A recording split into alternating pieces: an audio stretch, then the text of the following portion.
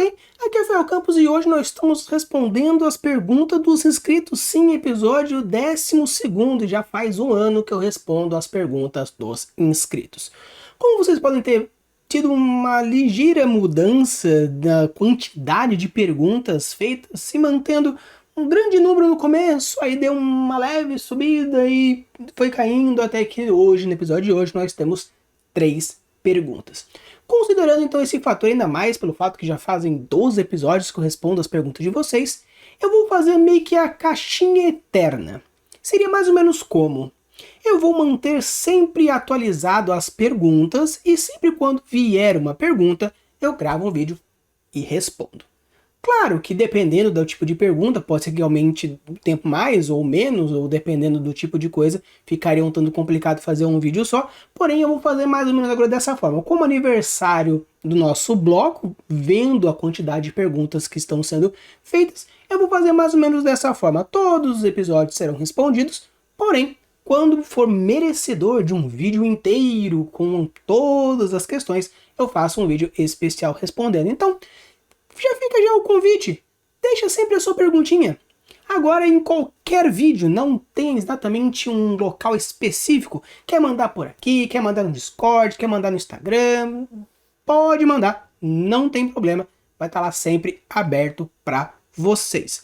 E fica aí esse meu convite para poder responder as dúvidas, não deixe nenhuma dúvida passar, não deixe nenhuma pergunta doer o seu coração. Então, vamos agora então descobrir mais sobre as 3 perguntas que foram feitas e respondendo. Quer saber mais? Então sim, bora!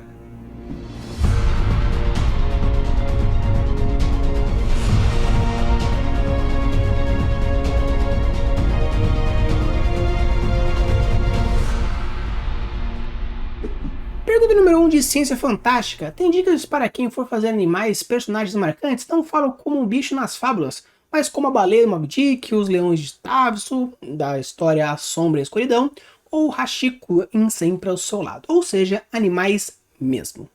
Então, ciência, uma coisa interessante quando você perguntou é que os 3 exemplos que você deu, eles são 3 exemplos bem distintos. Como assim?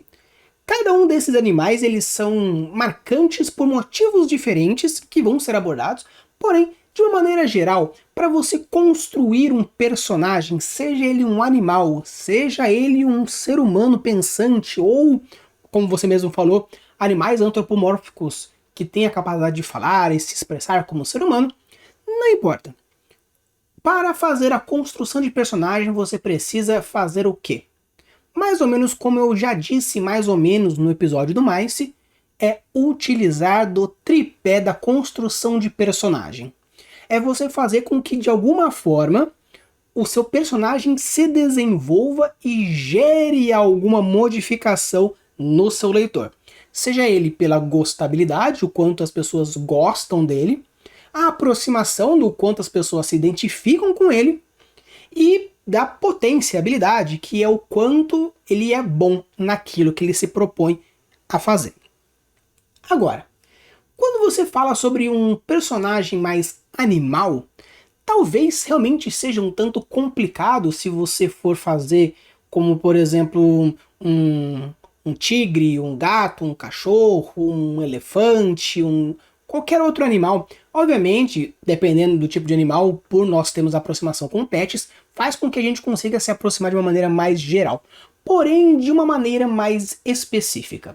Então começar por Moby Dick, aquela baleia branca gigantesca que destruiu o navio do pirata Halley, se não me engano. O que tem de especial nela? Ela não apenas é o ponto de conflito, como também o antagonista e também o ponto de virada.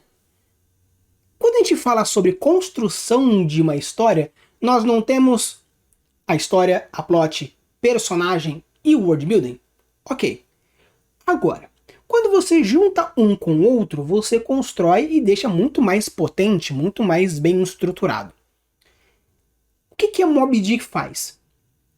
Ela é a motivação para o pirata ter a sua história contada. Então já começa por um ponto. Segundo, ela é totalmente o antagonista da história. Nós temos alguém que quer vingança para com a nossa baleia.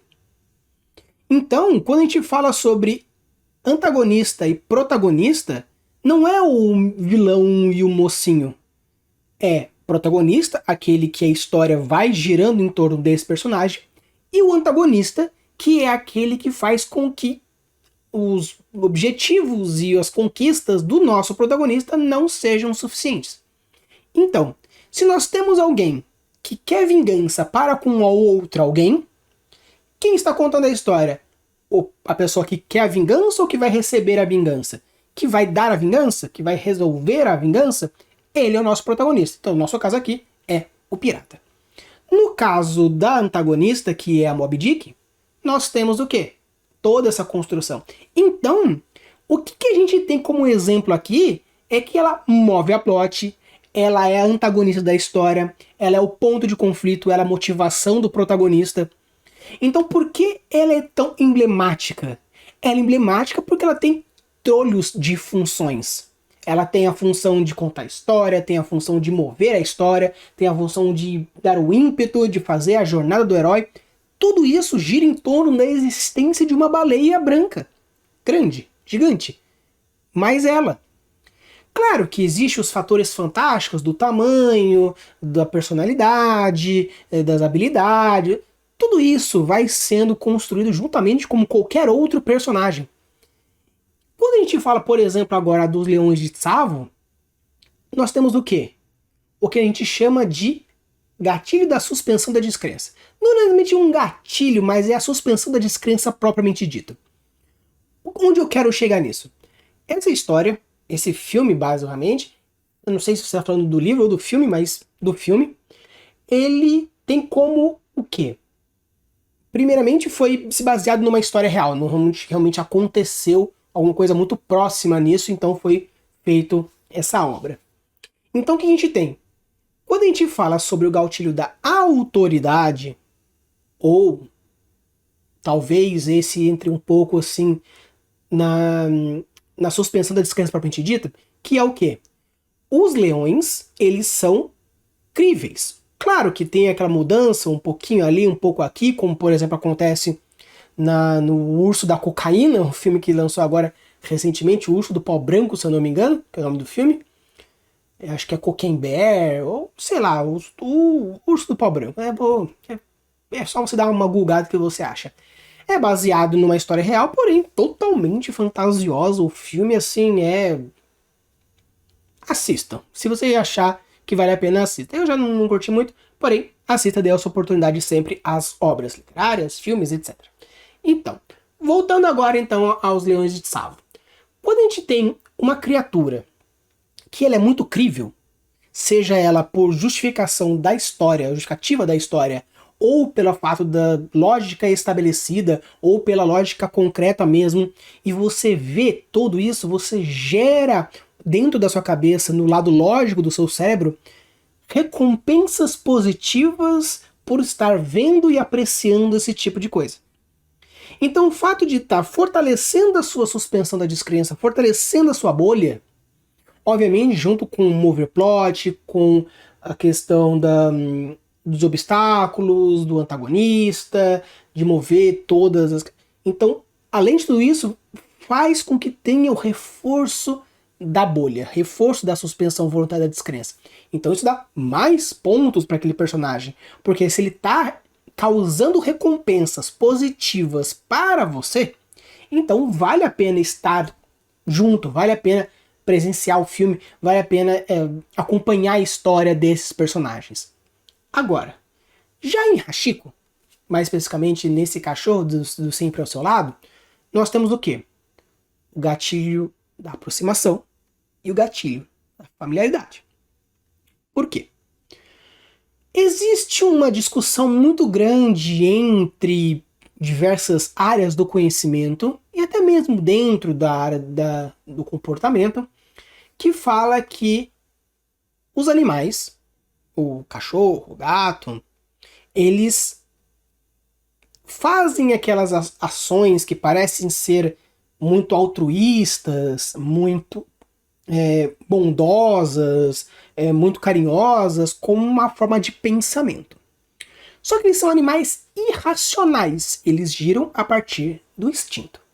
Então, considerando isso, as ações que os animais fazem são movimentos e comportamentos instintivos, não é uma coisa pensada pelo animal.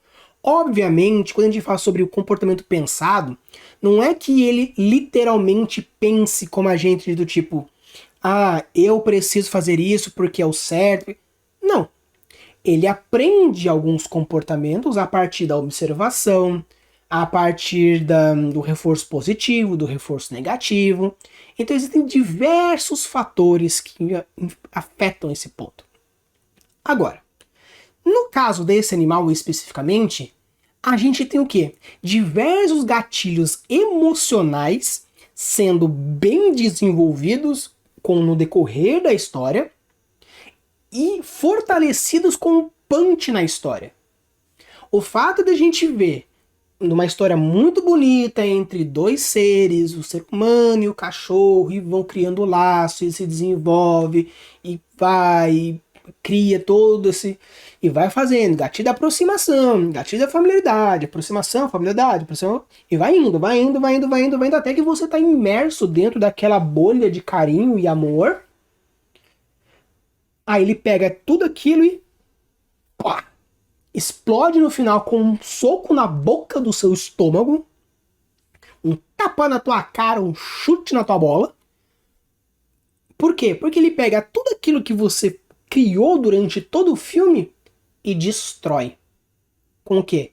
Com esse punch. Fazendo com que você se despedace como uma bola de vidro no chão, que era o objetivo do filme. E como que ele faz isso? Utilizando desse gatilho da aproximação, que se aproximou tanto daquele ser, que toda e qualquer coisa, ou comportamento mimético, que tem aquele animal que represente algo dentro do seu subconsciente, dentro do seu background, faz com que você crie esse laço de familiaridade. Agora, pode parecer que eu não respondi a sua pergunta, mas na verdade eu dei diversos exemplos. Porém, para ser um pouco mais rápido, sucinto e direto na sua pergunta. Primeiro, para construir qualquer personagem que seja um animal, seja antropomórfico ou seja ser humano, de preferência siga a ideia de que ele precisa ou fazer com que as pessoas gostem dele por algum motivo, ele é muito mal e com isso as pessoas gostam dessa vilania. Aproximação, que seria o fato de criar laços emocionais com a pessoa, criando algum tipo de elo, ou ele ser muito bom naquilo que ele faz. Esses 3 parâmetros, você desenvolve esses gráficos no decorrer da sua história, e com isso você cria um personagem. Agora, esse é o padrão geral, mínimo de desenvolvimento de personagem. Agora, o que vai dar um chance para isso? Primeiro, você tem que fazer com que o seu personagem seja cativante, em qualquer um dos 3 níveis. Você precisa fazer com que o seu personagem ele desenvolva a história e se relacione com o world building, crie gatilhos, qualquer um dos gatilhos mentais, ou até outros, mas não literários, porém gatilhos internos, emotivo, psicológico, semelhança, qualquer um deles.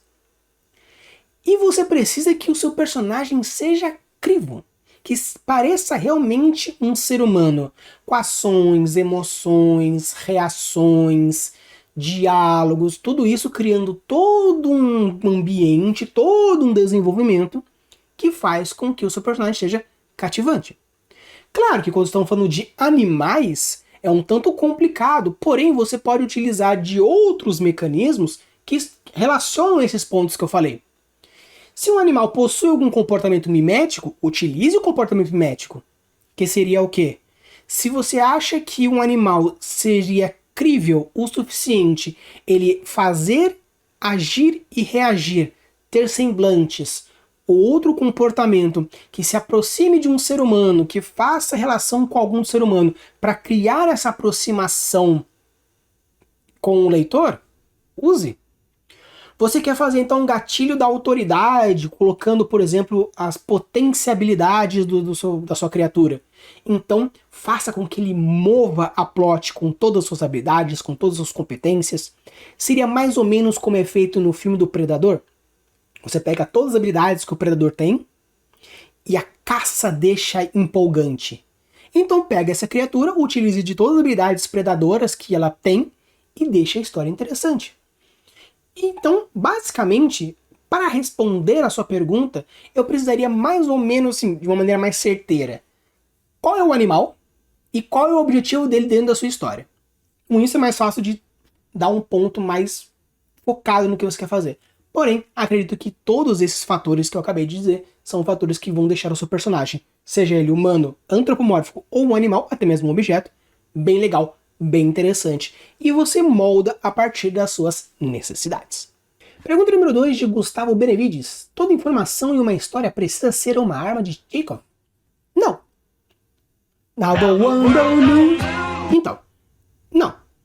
Na verdade, quando a gente fala sobre a arma de Chekhov, ele é um dos pontos que você pode utilizar dentro de uma descrição. Simplesmente. Você pode utilizar Red Herring, você pode utilizar arma de Chekhov, você pode utilizar um foreshadowing, você pode usar cliffhanger. Existem diversos nomes literários que você pode utilizar. Você pode usar Deus Ex Machina, né? Eu não sugiro que faça, mas você pode se você quiser. Então, são termos diferentes. Então vamos assim, meio que levar um pouco mais de direção da pergunta, que seria, por exemplo, como usar? Se for a pergunta de, por exemplo, como usar a arma de Chekhov, seria basicamente o quê? Você dar um enfoque em alguma característica que você vai utilizá-la logo, ou de uma maneira bem mais forte. A gente aqui gosta de chamar isso de levantar a lanterna, pendurar a lanterna, que é o que? Você reforçar uma informação muito forte que você vai usar. A diferença entre o levantar a lanterna e o Chekhov seria mais ou menos na função. A arma de Chekhov é uma informação que é crível, é importante, é legal, vale a pena reforçá-la, porque você está prometendo alguma coisa para pôr no final. Ok. Já o levantar a lanterna, suspender a lanterna, pendurar a lanterna, é quando você pega alguma informação que não é tão crível, porém você reforça ela porque você está prometendo que você vai usar. Então essa é a grande diferença entre os dois. Agora, se você está perguntando quais são as diferenças entre Chekhov e outras, aí depende de quais são as outras. Mas de uma maneira geral, então, para não ficar uma pergunta respondida em poucos segundos, você esperar 4 semanas para responder a sua pergunta, Chekhov é uma estrutura dentro de uma narrativa, normalmente muito utilizada em filmes e em teatro, porque é muito visual. É quando, sabe aqueles animes que tem lá uma luta e no fundo tem uma montanha e tem um pedaço que parece estar um pouco mais bem desenhado? Aquilo vai explodir? Aquilo é o Chekhov. Você está passando por uma casa mal assombrada e a câmera vai passando, chega perto da porta, dá uma leve diminuída na velocidade e continua. A porta é Chekhov. Você está num teatro e a pessoa vai lá, fala, e a última coisa antes de sair, ela toca num vaso e sai. O vaso é Chekhov. Então são elementos da descrição que você dá um enfoque a mais naquilo, porque você promete alguma coisa. Então quando a gente fala sobre promessa e cumprida, é o quê? É você ir reforçando a informação até cumprir. A arma de Chekhov normalmente é utilizado para criar esses gatilhos, beleza? Então assim, se eu respondi a sua pergunta, show de bola, porém, se por acaso você quiser mais informações, como utilizar, como encontrar, a diferença entre outras, ou simplesmente a gente conversar sobre ferramentas, deixa aqui nos comentários, Gustavo, pra gente saber mais ou menos qual que é mais informações sobre a sua pergunta. E, obviamente, deixando ela bem legal, como eu já mostrei e prometi agora para vocês a partir de hoje. Fica uma pergunta boa, vira um vídeo inteiro com toda a explicação. Se for uma pergunta um pouco mais fácil, vira, ou às vezes, um shortzinho ou um vídeo mais curtinho para responder a sua pergunta. Pergunta número 3 de Reginaldo Ribeiro. Como usar a inteligência artificial a meu favor para criar um world fantástico? Então, Reginaldo, primeiramente, antes de responder a sua pergunta, eu vou deixar aqui no cardzinho 2 vídeos. Um vídeo, 2 lá do Earthland, que um fala sobre criação, da utilização de AI para, acho que tanto para personagem quanto para world building. Tá? Então o Gako ele dá algumas dicas e algumas sugestões. Vão lá conferir as duas, vou deixar aqui os 2 cardzinhos. Eu pretendo fazer também uma coletânea de vídeos de como utilizar a AI da melhor maneira. Então, para que não fique só simplesmente espere a coletânea de vídeos para a sua resposta, eu vou dar já uma leve introdução para a sua resposta e já introduzir um pouco ao assunto. A inteligência artificial, de uma maneira geral, principalmente o ChatGPT, que é o que mais a galera está usando, ela tem uns parâmetros que é o que acontece. Ela é um gerador de palavras, é uma inteligência conversacional. Eu não entendi o que você está falando, vou deixar aqui o videozinho do Atila, que ele explica mais especificamente sobre o ChatGPT, então fica mais fácil, né? Depois que vocês assistirem esse vídeo, vão lá e assistam o videozinho dele, ou se você acha interessante para entender um pouco mais, pausa o vídeo, vai lá assistir e volta aqui, obviamente. Então, o ChatGPT, ele é uma inteligência conversacional que tem como propriedade criação de palavras, né? Não criação de palavras, mas sim ordenar palavras. Então, o que ele faz? Ele coloca normalmente pesos em cada uma das palavras e com isso ele percebe aqui essa palavra junto com essa palavra tem mais chance de aparecer uma depois da outra dentro desse contexto. Tanto que eu fiz um teste antes de fazer a gravação do episódio do Mice, eu joguei no ChatGPT Mice para ver o que ele diria e ele respondeu um negócio nada a ver com Mice. Depois eu falei assim, não é esse Mice, é esse Mice. Ele, tá. Então assim, ele não é infalível. Ele vai ter erros lá. Então o ChatGPT, se você é zerado de word building, zerado, não manjo nada de word building, eu queria começar a criar o meu. O que eu sugiro que você faça para começo? Peça ideias. Use o ChatGPT ou qualquer outra inteligência artificial que tenha essa propriedade para te ajudar com brainstorming, com geração de ideias, com nuvem de palavras, propostas, coisas mais topificadas. Por exemplo, ideias para a construção de uma ilha que tenha um vulcão. Ele vai dar algumas ideias. Uma cultura... Beleza, ele vai dar. Porém, o que acontece? Como ele pega informações da internet, seja ele de qualquer lugar, fatalmente vai encontrar e vai ter erros. Então, assim, como fazer a IA trabalhar para você, você precisa minimamente ter o conhecimento daquilo para poder filtrar melhor aquilo. Por quê? Porque a IA tem como objetivo trazer palavras que tenham alguma conexão que ela, dentro da inteligência dela, criou a partir daquelas palavras utilizadas. Então, assim, simplesmente você colocar lá, desenvolvimento de um deserto fantástico. Tópicos climáticos relacionados. Então, quanto mais informação você for pedindo, ele pode ir buscando e gerar. Obviamente, eu fiz vários questionamentos biológicos para o ChatGPT para eu saber o quanto ele estava acertando, estava errando. E ele acertou bem. Eu pedi para fazer uma carta do Edgar Allan Poe fazendo uma carta com o seu estilo literário para o Papai Noel. Saiu. Ficou um tanto bizarrinho, porém, saiu.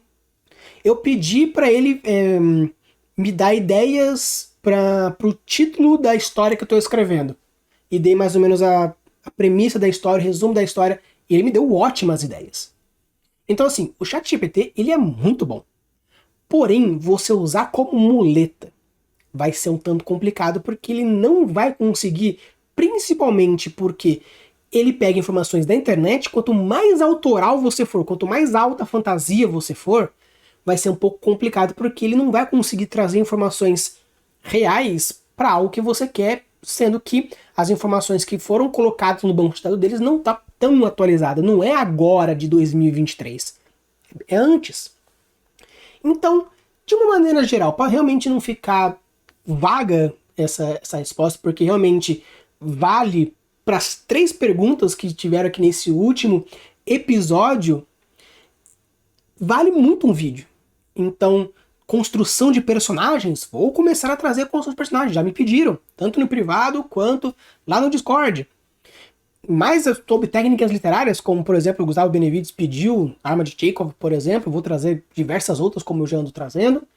E uma coletânea agora, com o ChatGPT ficando forte, o Midjourney também, o Blue Willow e várias outras IAs que podem e vão te ajudar no seu divino, vão aparecer também aqui no canal. Então, para não ficar vago e o Reginaldo ficar chateado comigo e depois me mandar lá no grupo do Discord, você não respondeu direito a minha pergunta. Para não acontecer esse tipo de problema, o que eu sugiro então, de maneira rápida, direta, como um spoiler para os próximos vídeos? Primeiro, use como brainstorm. Pega a ideia que você quer e fale para ele girar em cima da ideia que você tem. Um outro ponto é você criar nuvens de palavras. O outro ponto é você, dentro da sua especificidade, pedir que desenvolva dentro da sua especificidade. Queria ideias para um festival noturno grego. Ele vai dar alguns pontos. Porém, quanto mais gatilho da autoridade você quiser, quanto mais gatilho da aproximação ou qualquer outro, você precisa transformar essa ideia em um fator humano. Não pegue, copie e cole. Tá? Obviamente, estou estudando medicina e fiz algumas perguntas de medicina e ele acertou. Eu, como biólogo, fiz perguntas, ele acertou. Meu colega psicólogo fez perguntas, ele acertou. Então, assim, o ChatGPT, ele tem bastante informação. Não muito recente, porque o banco de dados é um tanto não está atualizado.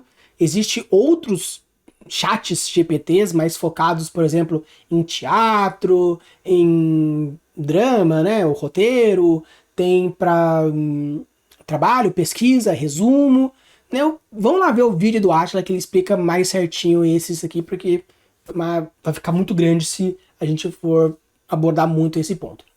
Então, utilize como brainstorm, utilize como nuvem de palavras, utilize como ideias, como gerenciamento de ideias. Isso vai ser ótimo. Não peça para criar tudo para você. Por quê? Primeiro, ele vai estar buscando o que já existe. Então, vai chover ideias convencionais.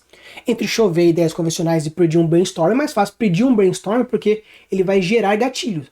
Com ideias prontas, você vai se sentir muito mais à vontade em pegar a ideia e provavelmente não desenvolva. Tá? Vou fazer uma coletânea de vídeos sobre ChatGPT e como utilizá-lo, mas cuidado com qualquer outra inteligência artificial que for aparecendo. Então, pessoal, esse aqui foi o nosso último episódio falando sobre as perguntas dos inscritos nesse formato, de que eu espero sempre o final do mês para responder as suas dúvidas. Agora vai ter o Respondendo as Perguntas dos Inscritos Ininterruptas. Sempre em todos os episódios podem deixar qualquer pergunta aqui embaixo. Se for uma pergunta mais rápida, respondo para você no chat normalmente. Se for uma pergunta um pouco mais complexa, porém não tão muito extensa, pode me mandar via Discord ou até mesmo via Instagram, que eu desenvolvo lá com você sem problema. Porém, se for uma pergunta muito extensa e precisa de muita coisa e realmente for grandiosa, a gente faz um vídeo também. Então, não importa, qualquer um tipo de pergunta você terá a sua resposta.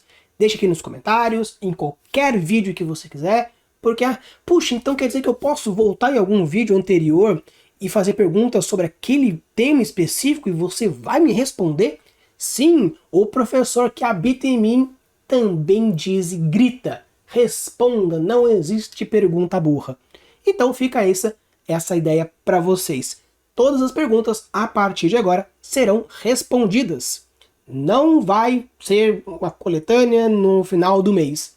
Apareceu, teve oportunidade, vale a pena, resposta, desenvolveu, vídeo. Beleza? Então, essa aí, vamos dizer assim, que é um novo formato, vamos ver se assim a galera consegue desenvolver mais. Então fica aí sempre aberto às perguntas. Deixe as perguntas aqui nos comentários, porque eu não sei se um Forms fica, né, não sei se a galera responderia um Forms. Então, por enquanto, te deixa aí aberto nos comentários. Também no meu Discord, também no Instagram, todos os lugares que você puder me achar, pode ir deixando as perguntas que a gente vai respondendo da melhor maneira possível. Use e abuse das suas criações e deixe os mundos cada vez mais incríveis. Valeu!